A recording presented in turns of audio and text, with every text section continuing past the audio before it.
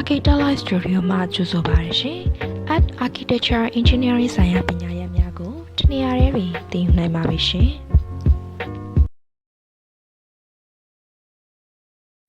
Okay ဒီနေ့တော့ဒီတော်တော်များများတော့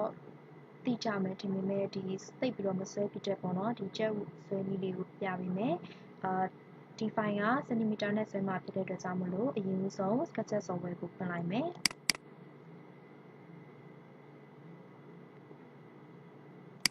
ပြီးသားရင်အရင်တော့ရွေးနေကြဖြစ်တဲ့ဒီ architectural inches ဆိုတဲ့ file ကိုမရွေးတော့ဘဲနဲ့ဒီ template ကိုမရွေးတော့ဘဲနဲ့ architectural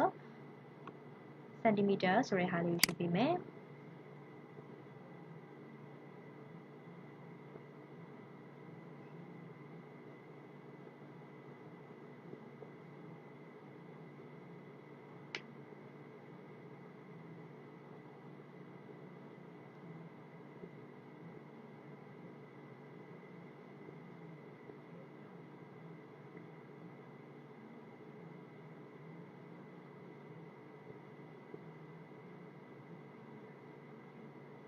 ဆိုအခုလိုချင်တဲ့ file က centimeter file ဆိုတဲ့အတွက်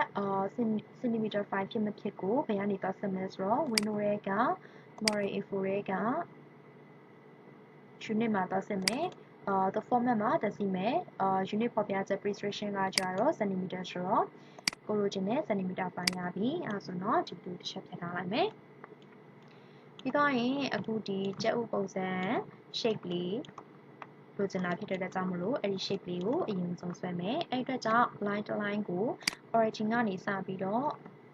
14 cm လောက်ဖြတ်ဆွဲမယ်အဲဆိုရင်14 cm ဖြစ်တဲ့ line လေးတစ် line ရမယ်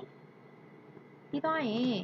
ဒီ origin ကနေပဲဒီ circle ဆွဲမယ် circle ကို smooth ဖြစ်အောင်လို့ C လို့ခေါ်ပြီးရင်96အနာ96နာနဲ့ဆွဲမယ်ပြီးတော့ origin ကပဲ radius 100 cm နဲ့ဆွဲမယ်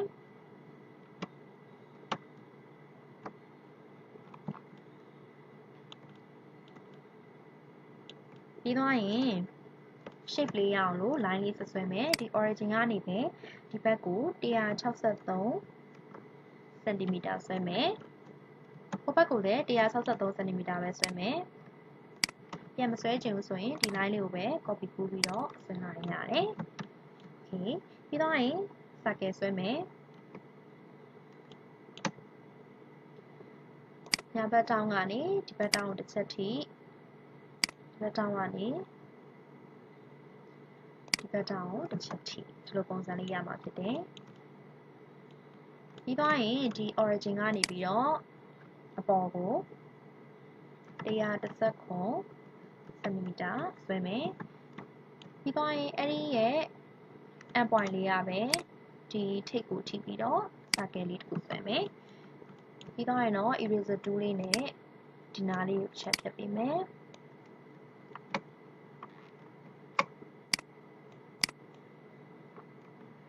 circle လေးချက်ပြန်ဆွဲမယ်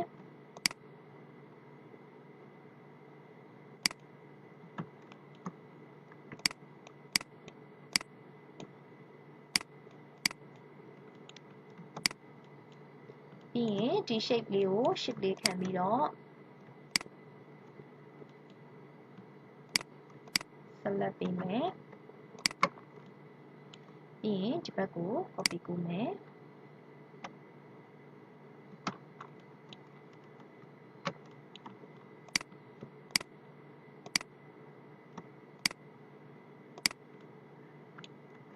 နားနီးတစ်လိုက်ဆွဲခဲ့မယ်သူရဲ့ midpoint မပြအောင်လို့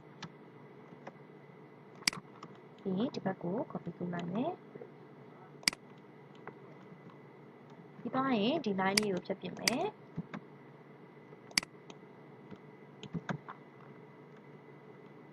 ပြီးတော့ရင်အပေါ်အောင် line လေးချက်ဆွဲပေးမယ်ဒီလိုလေးဖြစ်သွားမယ်ဒီလိုလေးချိန်နေဆိုရင် all selection ပေးလိုက်မယ်ပေးပြီးတော့ရင် right click နှိပ်ပြီးတော့ make group ဖွဲ့ပေးလိုက်မယ်ပြီးတော့ရင်တော့ဒီ shape လေးကိုတစ်ချက်ထောင်မယ်ဆိုတဲ့အတွက် rotate tool လေးနဲ့တစ်ချက်ထောင်ပေးမယ် vertical ထောင်မှဖြစ်တဲ့အတွက်ကြောင့်မလို့ axis အနီကိုပြောင်းပေးမယ် first point second point ကလေးထောက်ပြီးတော့ degree ရိုက်ပေးလိုက်မယ်90 ပြီးသွားရင် follow me comment သုံးမှာဖြစ်တဲ့အတွက်ကြောင့်မလို့ကိုပတ်မဲ့ shape တော့ရပြီကိုပတ်မဲ့လမ်းကြောင်းလိုတယ်အဲ့အတွက်ကြောင့်မလို့ဒီအောက်က end point လေးမှာ radius 58 cm စဝါးလေးတစ်ခုဆွဲမယ်ပြီးသွားရင်တော့အပေါ်ကဒီ shape ကို export ပြန်ခွဲလိုက်မယ်ပြီးရင်ဒီဘက်တစ်ချောင်းဖြတ်ပစ်မယ်ဒါဆိုရင်တော့ကျုပ်ပတ်ဖို့အတွက်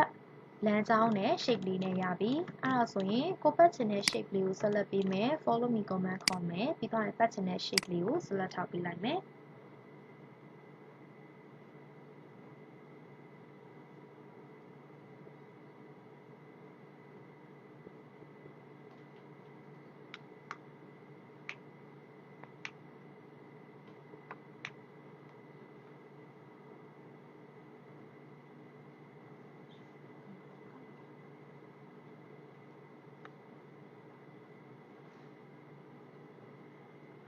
ဒါဆိုရင်တော့ကျုပ်လေးရပဲဖြစ်ပါတယ်အဲ့တော့မလိုအပ်တဲ့အပိုင်းတွေကိုဆက်လက်ပေးပြီးတော့ဖြတ်ထုတ်ပြင်မယ်ဒါဆိုရင်သူကအရာလေးတွေဖြစ်နေတယ်ဖြစ်နေတဲ့အတွက်ကြောင့်မလို့ all selection ပေးလိုက်ပါပေးပြီးတော့ right click နှိပ်ပြီးတော့ soften smooth နှိပ်လိုက်မယ်နှိပ်လိုက်ရင်ဒီ default tray အကြီးထဲမှာ soften edges ဆိုရဲ tray အသေးလေးပေါ်လာမယ်အဲ့ဒီမှာ soften ကို planner လေးကိုအမှန်ချလိုက်မယ်ပြီးသွားရင်တော့ချုပ်လေးရပြီအဲဆိုရင် select ပြီးတော့ group ခွဲထားလိုက်မယ်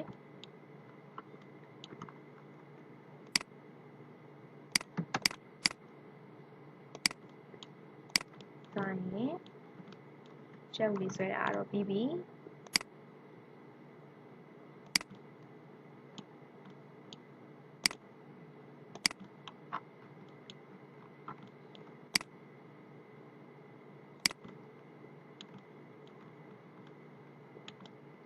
သွားရင်ဒီအခြေအနေတိုင်းလေးကိုစင်းလေးတစ်ချက်ချိန်ထားမယ်စင်းချိန်တာကကြတော့ဒီလိုမျိုးလေးရပြီဆိုရင်ဒီလိုမျိုးလေးက score wheel နဲ့လည်းတစ်ချက်သွားတယ်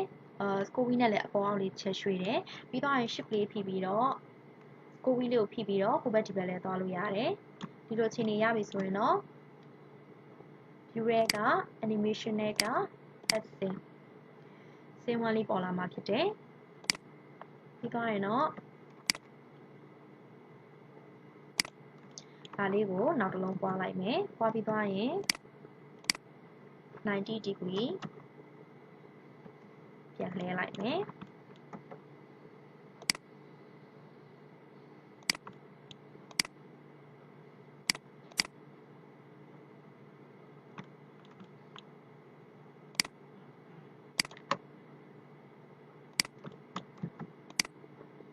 ပြီးဒီဟာလေးကို rotate tool လေးနဲ့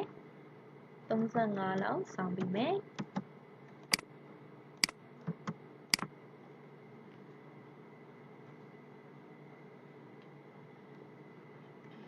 ဒီကျုပ်လေးကိုနည်းနည်းရွှေ့မယ်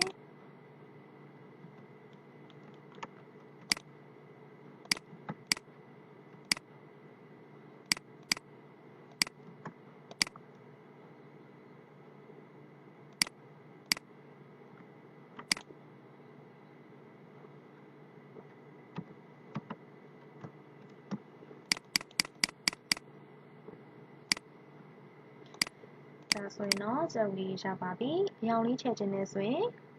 B လေးခေါ်လိုက်မယ်ခေါ်ပြီးသွားရင်အရောင်လေးချဲ့လို့ရပါတယ်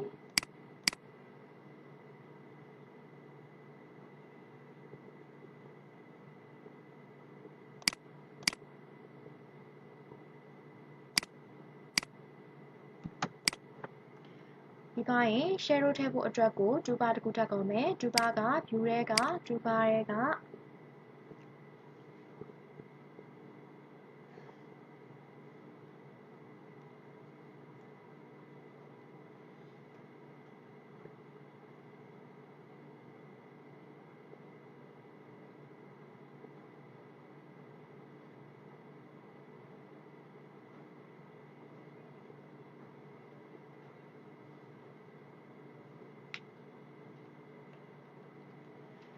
shadow ဆိုရဲ toolbar လေးကိုခေါ်ပါမယ်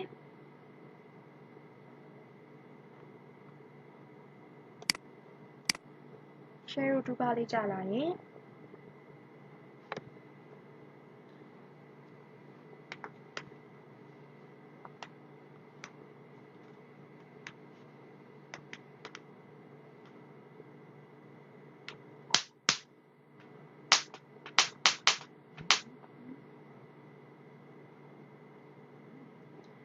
ပေါ်မှာတစ်ချက်ထားပေးမယ်ထားပေးပြီးသွားရင်ဒီဘက်ကကျတော့သူက share ကို show high တစ်ချက်နဲ့ show ဖြစ်သွားမယ်နောက်တစ်ချက်ပြန်နေ high ဖြစ်သွားမယ်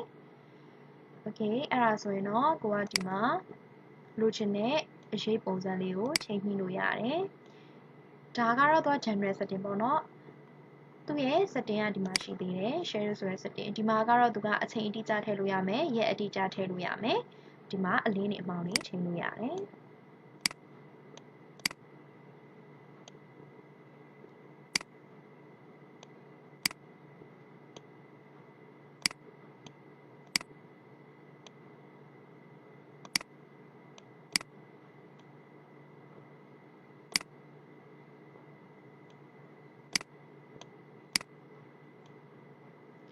စိုင်းနှစ်သက်ပြီဆိုရင်ရပါတယ်